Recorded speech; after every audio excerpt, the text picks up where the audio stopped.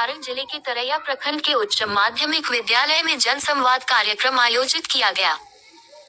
इस कार्यक्रम में प्रधानाध्यापक के साथ बच्चों के अभिभावक एवं प्रखंड शिक्षा पदाधिकारी तरैया, राजस्व पदाधिकारी तरैया, जिला परिवहन पदाधिकारी सारण ने भाग लिया।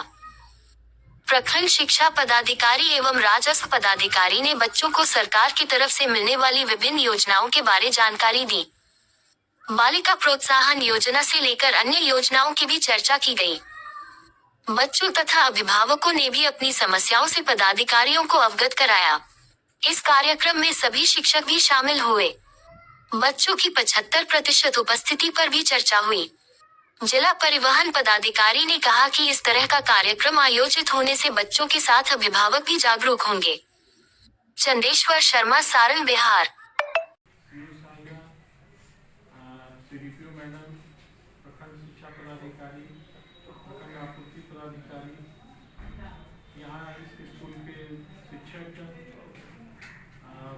अभिभावकगण एवं बच्चे जो उपस्थित हैं, आप सभी का इस संवाद में स्वागत है।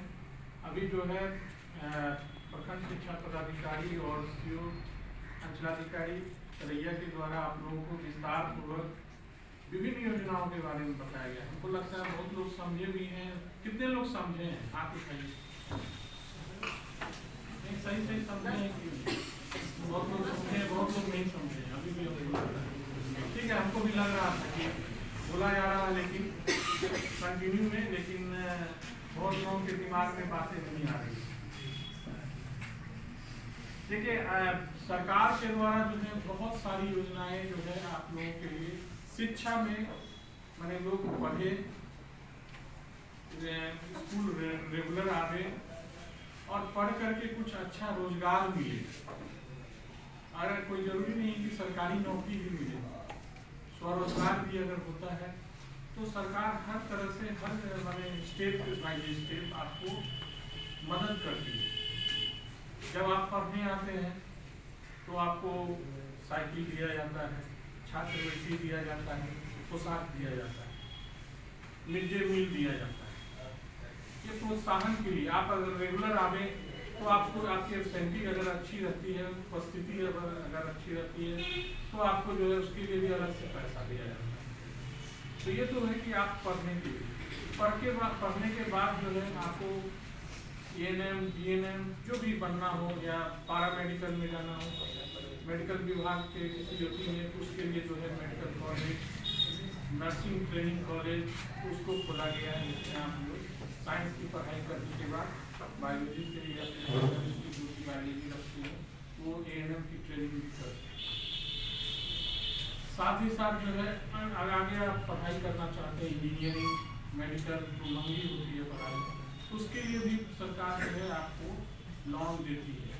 बैंक के माध्यम से हम लोग DRCC में रजिस्ट्रेशन कराते हैं, उसके माध्यम से भी आपको जो है पढ़ने में प्रोत्साहन, यानी कि पैसे के कमी के कारण किसी बच्चे या कोई आदमी अगर चाह रहा है कि हम पढ़ करके कुछ अच्छा करें तो सरकार पूरी तरह से मदद देती है। ठीक है, कहीं भी जानने की जरूरत है आपको या आपके अभिभावक को कि भाई सरकार कहती है बहुत, हम लोग इसीलिए आ जाए हैं। आज आने का पहले मकसद समझना होगा कि बहुत सारी योजनाएं के बारे में लोगों को पता ही नहीं कि क्या क्या योजना सरकार द्वारा दी जा रही है। ठीक है, और जिसका लाभ हम लोग नहीं ले पा रहे क्योंकि जानकारी ही नहीं है। योजना तो है लेकिन जानकारी नहीं, और योजना का लाभ लेने में भी लोगों को लगता है कि नहीं, चप्पल घिस जाएगा, बहुत बार दौड़ना पड़ेगा, तो ऐसा भी नहीं है। ये हम आप लोगों को बताना चाहते हैं। जब भी आप लोग अभी 9th-10th में पढ़ रहे हैं, आगे की पढ़ाई भी आप लोग बहुत लोग करेंगे, डॉक्टर इंजीनियर बनना चाहेंगे, जो भी है, तो उसके लिए जो है आपको जानकारी होना चाहिए। आप अपने पिता या माता जो भी हैं उनको बताएंगे घर जाके कि नहीं, आपको पैसे देने की अगर तंगी है, क्योंकि सबकी आर्थिक स्थिति एक समान नहीं लगता है। किसी के घर में कम इनकम है तो उसको दिक्कत होती है पढ़ाई करने में, पढ़ाई के स्कूल के कॉलेज के फीस देने में दिक्कत होती है। तो उनको बताना है कि नहीं, सरकार के द्वारा सब चीज़ की सुविधा दी गई है। ठीक है, पढ़ाई के लिए पढ़ाई के साथ साथ रोजगार के लिए भी सुविधा दी गई है। तो ये बहुत सारे स्कीम है, हम चाहेंगे कि इसको है ना फोटो कॉपी करके बंटवा दिए स्कूल के संभव है, तो हम लोग जो है इससे जो भी योजनाएं हमारी जो है वो अधिक तक पहुंच सकेंगे। अब दूसरी बात है कि हम लोग इसलिए भी आपके पास आए हैं कि ये तो बड़ी बारी ये बता दिए ये मिल रहा है, ये मिल रहा है, ये मिल रहा है, मैडम भी बता दी कि भाई छात्रवृत्ति क्या क्या बहुत सारी चीज़ें मिल रही, लेकिन प्रॉब्लम क्या क्या हो रहा है। लेकिन अब आप लोगों की सुविधा के लिए सरकार के द्वारा नए शिक्षकों की बहाली की गई है, जो जिनकी योग्यता पर हम लोग सवाल नहीं कर सकते क्योंकि वो क्वालिफाई करके परीक्षा आए हैं।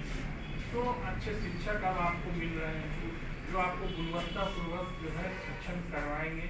आपके किसी भी अब ये नहीं सोचना होगा कि अब हमको पढ़ने के लिए किसी कोचिंग में जाएंगे तभी हमारी पढ़ाई हो पाएगी। अक्सर जो है गाँव में छोटे स्कूल सरकारी स्कूल के बच्चों को बाहर के प्राइवेट ट्यूशन पर डिपेंड करना पड़ता है।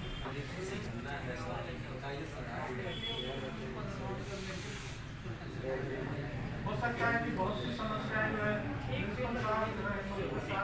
निराकरण करना से संबंधित, जैसे मुख्यमंत्री उद्यमी योजना, इसके अंतर्गत विभिन्न प्रकार के उद्यम स्थापित करने के लिए सरकार आपको ऋण देती है, जिसमें शिक्षित बेरोजगारों को अपना उद्योग स्थापित करने के लिए बिहार सरकार द्वारा इस योजना को लाया गया था। और इस योजना के तहत 10 लाख तक की परियोजना राशि वाले उद्योग को स्थापित करने के लिए ऑनलाइन आवेदन लिया जाता है और आवेदन करने के पश्चात रैंडमाइजेशन मेथड से चयन किया जाता है।